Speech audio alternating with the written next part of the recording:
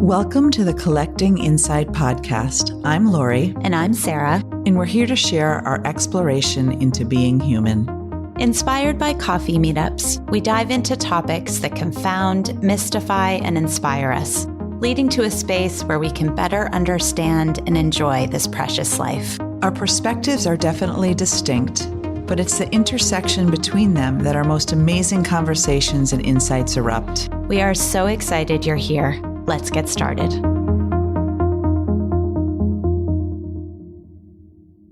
Hello, Sara. How are you? Hi, Lori. Good. How are you?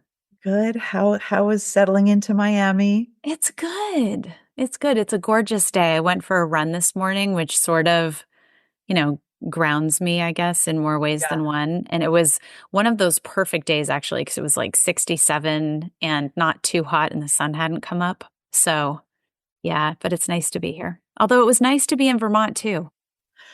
Yeah, I think it's nice to be in Vermont when you can get a break from it because I'm really enjoying it. It was snowing this morning and I went to teach my class and there's nice February light in the Northeast now. I feel like there's a different light in the sky, both in the morning, afternoon, and like at dusk. It's really beautiful. Yeah. It's like the impending daylight savings coming or something. Yeah, totally. I know Cal told me that might not come. Is that real? I heard, I always hope that it doesn't come in the fall. They should start it in the fall, not now. Right. I did hear that in the fall. I haven't heard it recently, but I think it's scheduled for March 8th soon. I mean, it's always something that you kind of hear. Like you hear that it's going to go away, and some people don't do it and some people do. But yeah. But I know when I was home, I felt that same way. When I was in Vermont, I was there for 2 weeks and it was just like, it was actually beautiful. Yeah. Like the snow is beautiful. It is when you can be in the space to appreciate the beauty of it. I think you have to be in the right headspace. And I think just having seen people today, that were in my class that haven't had a chance to, get away from it a little bit and get a little warmth, I think that's when it gets tough. But it's beautiful when you can just be in the space to love it and appreciate it. Oh, I totally agree. Yeah. So anyway, we have our insight exchange today. We do. We're going to tackle one question, right? One question, because I think this is a question, an eternal question. Yeah. And here it is. I'll read it. I appreciated hearing Theresa's story and that you chose to air it in dry January. I think we need to talk more about alcohol and our relationship to it. What are the reasons we drink? Why do we choose not to drink for 1 month each year? What does that say? We also hear about people moving away from alcohol and into psychedelics. Are those any better? Oh, wow. I loved this question because I don't think we even knew we were airing it in dry January, or that was not our intention at all, I don't think. No. But it was true. But yes. Yeah. And so, because I knew people who were not drinking alcohol in January. Did you? Do you have friends? Yes, I have a ton of friends that do that. I do not do that. Yeah. Right.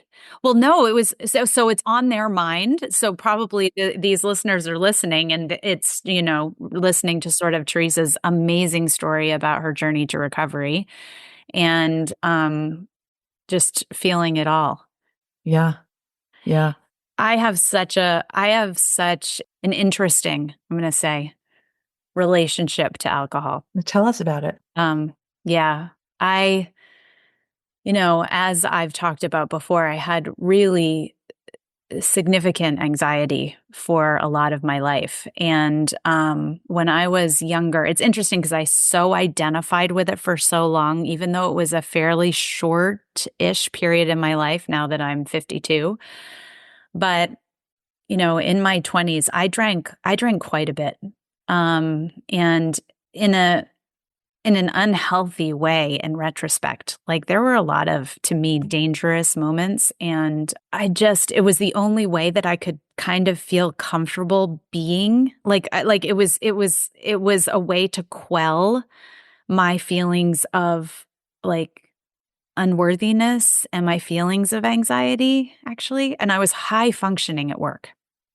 So I was like professionally doing incredibly well.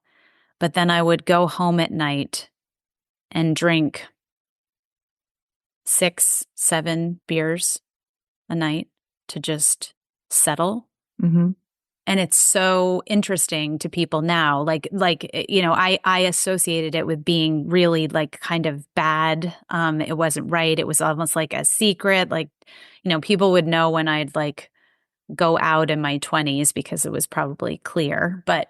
And I was one of those people who would like, it was really slippery slope. So I'd get to the point of drinking too much and it'd be like flipping a switch. It'd be just all of a sudden, I went from being coherent to being completely incoherent. And some people now have said, Sara, that's just like being young. It's just being in your 20s and in college and this and that. But I think I always knew it wasn't quite that. So that was my early experience. I hold your thought. Yeah, tell me. I want you to keep going, but it's interesting because I do think that people's relationship with alcohol can change over their lifespan, definitely change. And since you mentioned the college age students, like your friends saying, well, that's normal. That's what you do in your 20s. See, I think it's the norm Mm, for society of college, yeah. but I don't think it's great. And I don't think it's okay. When you hear these stories of these kids that are just going out on Friday and Saturday night and drinking till they black out. And when you hear a student that's observing it that doesn't partake in that, and from their perspective, just as an observer, it's really scary. Oh, it is. I mean, I was that blacked out person. Yeah. I guess what I'm just saying is that, like your friend that said, well, that's normal for your 20s. Right. I think it is a norm, Right. in our college settings, but I don't know that it's great. Well, I kind of like that distinction because not everything that's normal is good. Right. I really appreciate that. Anyway, I didn't want to forget to say that. So No, I'm continue if so you glad. can. No, I'm glad you did. I mean, and this is obviously a conversation with us. You know, in retrospect, I think it actually made my anxiety worse. So it'd be like this circle of like I would feel uncomfortable and so I would drink and then I would drink too much and because of it I would feel uncomfortable. It was just like this circle that And alcohol is a depressant as well. So yeah, the next right. day, you're feeling like shit probably. Total And then you're oh, having to go totally. to work and, you're high functioning Yeah, and zooming along. And then you get home, you're exhausted and you do it again. It's totally. an exhausting physical journey there. I know. But I always look at it because in my late 20s, maybe 27, 28, my relationship with it changed. And Hmm. moving into my 30s and 40s, like I my husband Kelly is not a drinker and has never been one. So we never drank at home. So we would drink socially and it just kept decreasing for me, where I was like getting to the point of like Hmm. only drinking like a half a glass of wine. But Was there a catalyst, Sarah, or was it just no, something that evolved over time? I often look back and I'm like, from a brain development perspective, it kind of changed once my brain was fully developed. And I don't know if that's why. That's the only thing that I have because there wasn't, I mean, I met my husband, but I still drank when we were first together. I moved back to Vermont, moved Mhm. back home. I Right. had So lived away from home for you had quite a few years. two grounding Hmm. environmental factors that changed. Yeah, it's a good question. Yeah. Um, I think that's always helpful too, for young people to yeah, hear because like I say, when you're in the college environment, it's like sometimes you can't relax in, the mm, college environment when you're young, it's yeah, tough. And then all of a sudden you get to an environment where you found your home, both in Kelly and hmm, Vermont, right? yeah, And yeah, it's just sort of, it's going to be grounding. So it gives you the strength to make some yes, changes without even maybe even realizing it. totally. Yeah. And but I do look back and I wonder, I I just wonder, and I don't know the answer to this. Are there like gradations of alcohol issue or problems? Because I would look at myself in my 20s and say, that's someone who probably needs to be careful drinking too much alcohol. I got to my 30s and 40s and I was able to drink and then stop. Um, but I was not when I was younger. I think there are Hmm. gradations or increments of it for sure. Yeah. My dad was who my hero. He drank a lot of beer, and Hmm.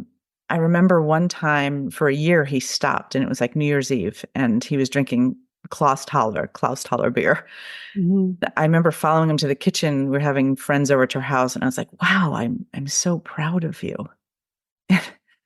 And I don't even know what he said. I don't remember what he said. I just remember looking and we just had a moment of looking in each other's eyes, you know? And then I said to him, I had a conversation with him later and I said, Dad, I think, and when I was really young. So like the only thing I could think of is like, I don't think I have the gene you have. I think it's like you either have that addictive, it's not a gene. I don't know what it is. I'm not a Yeah. doctor, Yeah. but I think it actually is something that people are, what's the word? Well, that they are predisposed to. Predisposed to. Yes. Hmm. I think whatever it is physically, there's a predisposition. That's a good way to put it. But I think that it does change over your life because of my dad and other family members. I've been really cognizant myself of, my drinking. And I think as I've gotten, my kids have gone off to college, it's like, oh, like it's so nice to relax with my husband and have a glass of wine each night. And I remember recently I spoke to my doctor about this and I was like, is this a slippery slope? And she said, oh, Lori, like retirement age, it can be. She said, you know what I recommend? And I love this because it works for me. It might not work for everybody. Everyone has a Yeah. different relationship with alcohol. But she said, just take 2 nights a week off every week so that it's like it stops the like changing it from a habit to an addiction. Mm. I think that was the word that she used. And so I make an effort to do that. And like, Mm. so last night, we had actually pasta, which we usually don't have. And I was like, God, I'd love a glass of red wine. I'm like, no, tonight's the night. I'm not doing it because tomorrow I'm going to be out with girlfriends. And, so I really try to monitor it because I definitely feel like I like alcohol more. I think so. I think people can enjoy it more as they get older, you know? I think that's a great suggestion. I'm glad you mentioned it from your doctor because, like, if you're doing that, you may not like dry January, while great because maybe it recalibrates stuff within your body. I have Yeah. no idea, but it probably doesn't have sort of that effect of going from something that's addictive to not. It's like something that you're doing like cold turkey, like after 11 months of ongoing drinking. But I like the 2 days a week. Yeah. It's interesting. I I had been texting Theresa Moss. Yeah. And I said, "Hey, we got this question. We're going to use it for our insight exchange." I said, "Don't say anything yet, but we do." And she, she gave me I sent the question to her and she gave me the answer. I didn't ask her what she told me, which I love. And she said, "I'm going to read it." Yeah. I wrote it down. She said, Lori, I know exactly zero people who moved from alcohol to psychedelics. That was her first question. She said, I can't speak for anyone but myself, and maybe on behalf of the sober people I know and our shared experiences. But I honestly don't think that someone who has had a healthy relationship with alcohol ever feels the need to participate in dry January or any other social collective break from drinking. Mm. Hmm. It's interesting, like again, a different perspective. Someone who was addicted to alcohol and struggles. And so I guess what she's saying is that like if you're thinking of taking a break and you're doing that, you have some sort of control over it. You're thinking about it. You're not. Well, it's, as like, in the middle of COVID, and I remember this because it was my friend Marianne's 50th birthday, and it makes it sound like I went out like in a real rager. I didn't. It was on Zoom, and we were having one drink and toasting her, and that was after that drink. I did not drink again for 3 years. And I didn't because I just had no interest in it. All of a sudden, I'm like, I feel awful. I felt awful having like 3 sips of a drink. It's ridiculous, but my body was telling me it didn't want it any longer. There's Sarah, there's an enzyme. Interesting. I'm No, probably getting this wrong. My daughter was telling me this, yeah. and she's probably going to hear it say, "You got it all backwards, mom." But you'll get the gist of it. Yeah, That your body, if you're drinking on a regular basis, even if it's one drink a night, your body produces this enzyme that helps you, process the alcohol. interesting. So if you stop for a while, Yes. for whatever reason, and you start up again, like a little bit of it, like your body doesn't know how to, it's not in practice in doing it anymore. Okay, that's the first time that I've heard that, and it makes so much sense because I rarely drank. And so then when I would, I felt horrible. I've heard this from someone else that I'm close to that stopped drinking because someone he loves Yeah. doesn't is sober now. And he said the same thing. He was out, had one drink, it made him feel like shit. Yes. Yeah. Okay.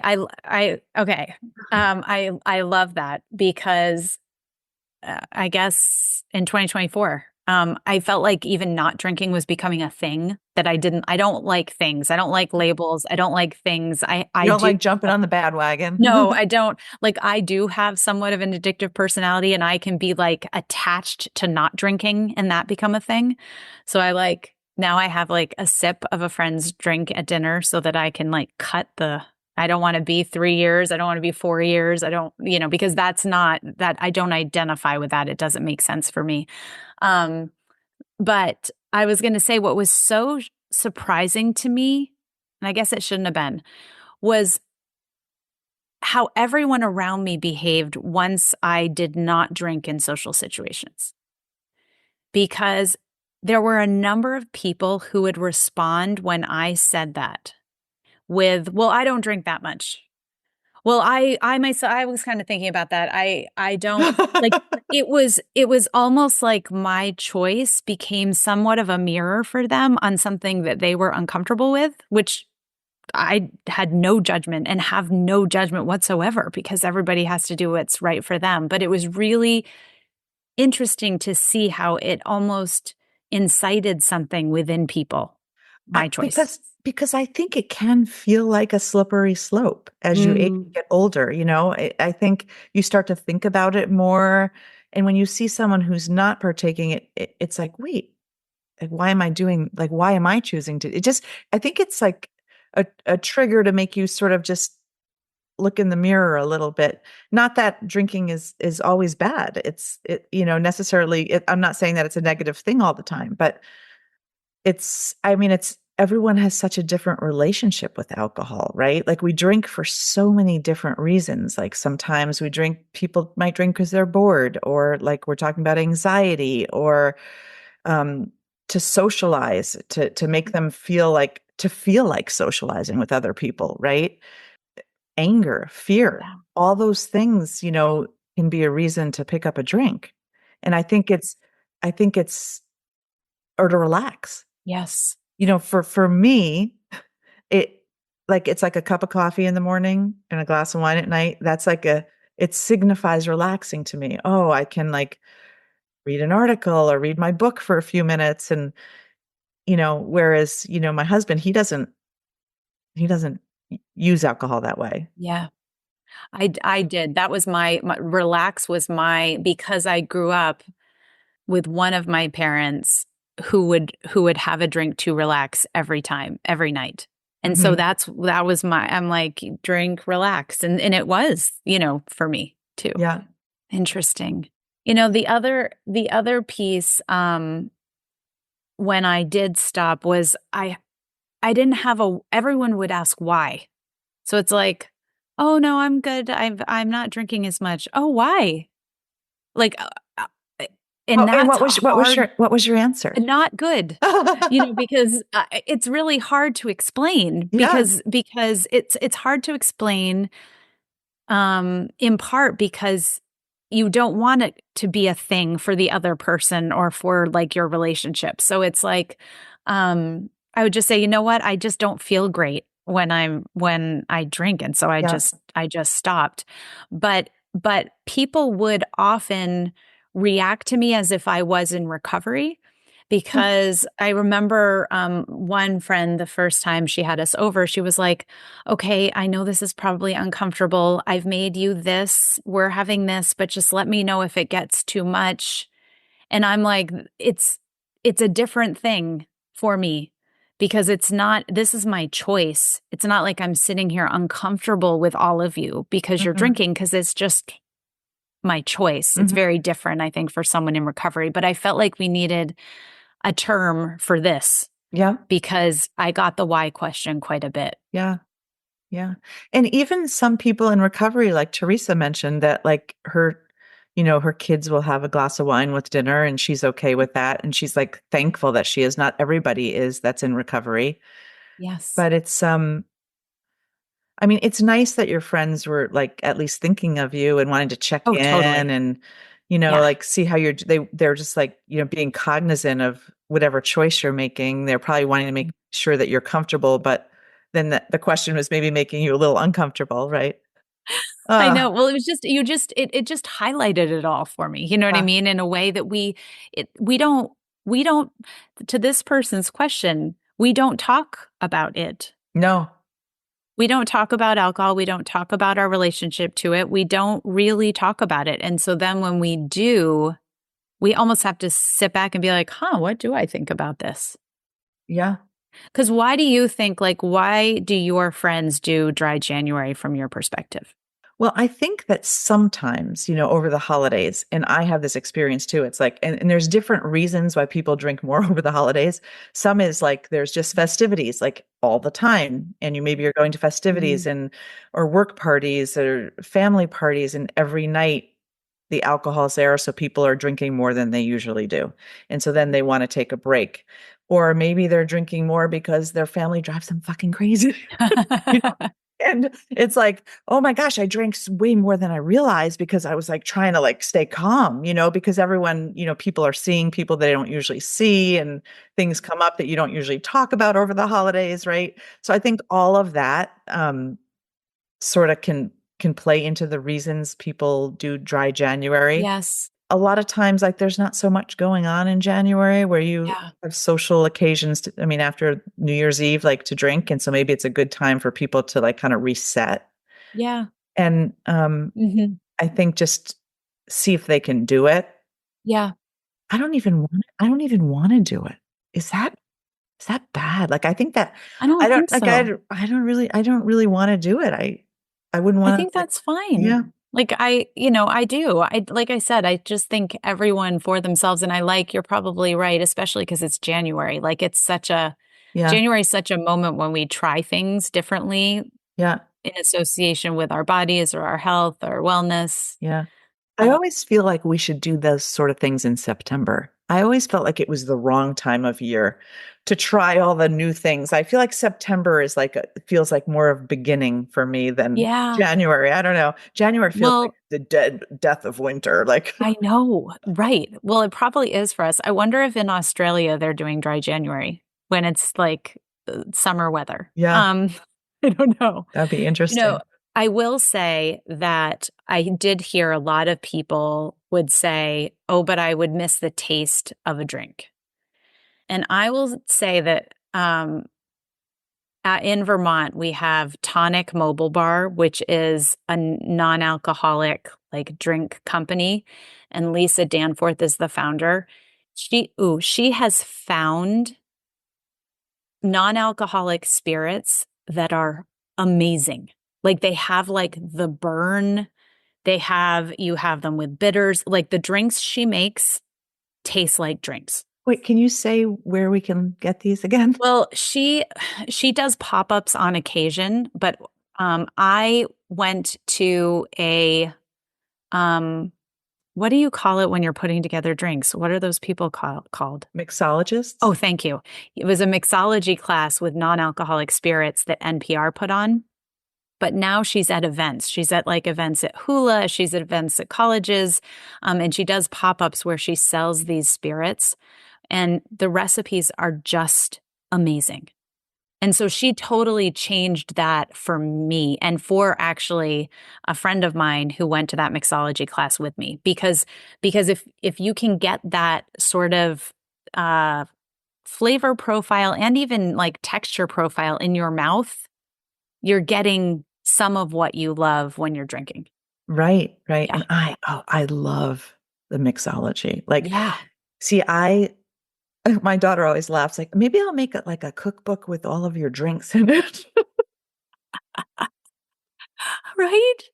I I'm thought gonna maybe this is a sign, Lori. Maybe this is a sign. But no. I love, like, if I go to a restaurant or a bar and like someone makes an amazing drink, I will go to speak to the bartender, the Yes. mixologist, and ask how to do it. And then I go home and I try to recreate it. And I'll do that for, like I try to make it for other people. I love that. Oh, see, it's so good. But you can do that without the alcohol in it. You can. I'm going to give, well, you know that I not judge, I don't judge, so you will accept this. I can't do this for many, but I'm going to buy you some of my favorite spirits Uh-huh. and you could just try it. I would love that. Because like some of them, like I'm just thinking of the Pathfinder that I love. Like I like it just like on the rocks too. That's great. I know. So yeah, but she really opened up my eyes, this woman. And I think you're seeing it more and more. Like I wonder Yeah. where that's coming from. Like I Yeah. wonder who's sparking that evolution because I feel like you're seeing non-alcoholic stuff more and more. Yeah. And it's funny, my both of my daughters are getting married, not this summer, next summer. And one of my daughters is like, I am going to have like a mocktail that is out of this world for people that don't want, like, she's so hell bent on it, just wanting to do that. So I think it's, even the younger generation is thinking a lot about it's becoming, cool to Yeah, not drink, right. which is nice. It is nice. I think we just have to find balance with it, especially, Yeah. like we talked about the college environment with drinking and the Hmm. blackout. So I know. it's not safe. Well, and it's dangerous now. I mean, not that it wasn't dangerous when we were young, but now it's sort of like anything can be in your drink, and there's just a lot more Oh, that you need yeah. to be aware of. Yes, for sure.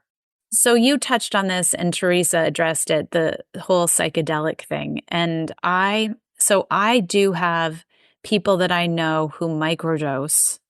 Can Um, you tell us what that is? no, because I don't even know. I think it's mushrooms and like small quantities that have a hallucinogenic, is that what it's called? Yep, Effect. hallucinogenic effect. Yep. But what's happening for these individuals is they are discovering in their own mind, discovering new parts of themselves. So they are seeing new parts of themselves, exploring it. And I think that's what a lot of psychedelics are touted as now, like ayahuasca. People go on ayahuasca retreats and leave them feeling like new people or having visions that are beyond themselves. And, it's interesting because I think about it and well, I'm scared because my family member has suffered with substance use disorder for so long. I'm always afraid of I've been afraid of those things my whole life, but this person it's transformed their lives. Yep. Do you know anyone who does that? I I have heard of someone going on one of those retreats and Okay. how it kind of they reevaluated a long-term relationship that they were in. Um, Right. that's all I can say. But the hallucinogenic stuff, it's not for me personally either. Like I have a Yeah. great fear of it. Like yeah, I don't want to not be in control of my Yes. thoughts and body and mind. Yeah, it would scare me. Well, it's so interesting because I did always question myself because I was like, okay, I'm okay drinking alcohol to the point of not knowing what I'm doing, but yet I'm afraid of this over here, which I realize is doesn't make any sense. But one felt more societally acceptable than the other, and that's probably what it was. But it's funny, I was at a dinner party last weekend and it was the most loving and out of this world experience. And you know how I am. Like I can't, I'm so effusive. It's like coming out of me. I'm like, this is so beautiful. I mean, I'm like floating on air and I'm communicating it to people who thankfully love me, but are not in that same place. And I said to one of my friends as we're walking out, I'm like, can you imagine if I actually drank or did drugs, what this would look like? Because I feel like in some ways, psychedelics are like moving some stuff that's like weighted within us out of the way so Yeah. we can sense our truest nature. And I think that there are other ways to do that that probably take a bit longer. Probably a journey like I've been on, it takes a little bit longer, but I think you can sort of get to that same result. But it is interesting, and it's a great question because I do hear that too. Yeah. Yeah. Any last thoughts on this one? Yeah. I think lastly, Sarah, I think what are the things that we need to watch out for? What do we need to look at? Are there signs that we need to look out for? Signs that maybe we should be paying closer attention to our relationship with drinking, like, I mean, obviously there's the big ones like, failure to fulfill a major work or school commitment, being able to get up in the morning, feeling like you have energy and like positive energy for your day Yeah. without it on days that you don't have it. Yeah. When I look back, there was one indicator that for me should have told me that it was a bit more problematic. And that is that I had absolutely no interest. Granted, I had anxiety, but I had no interest in going to anything outside of my house that did not have alcohol. I didn't want to go to a party, a gathering, a dinner. I did not want to socialize Without it. without it. Mm-hmm. And that was the indicator that when I look back at myself, that was the indicator for me. Even with people that I loved and adored, I had no interest. Yeah. Thanks for sharing that. That's a Yeah. powerful one too. Hmm. Yeah. Hmm. And Yeah. I'm sure there's many of them. Yes. So for our listeners out there, if you have anything to add, please send us a comment, another question about it. We'd love to continue this conversation. It's an important one. Yeah, I agree. And we all have our own individual experiences with it. You know what I mean? So totally agree. Well, huge thanks to this listener for submitting the question. We're so grateful to have the opportunity to touch on it. And Lori, thanks as always for sharing the space with me.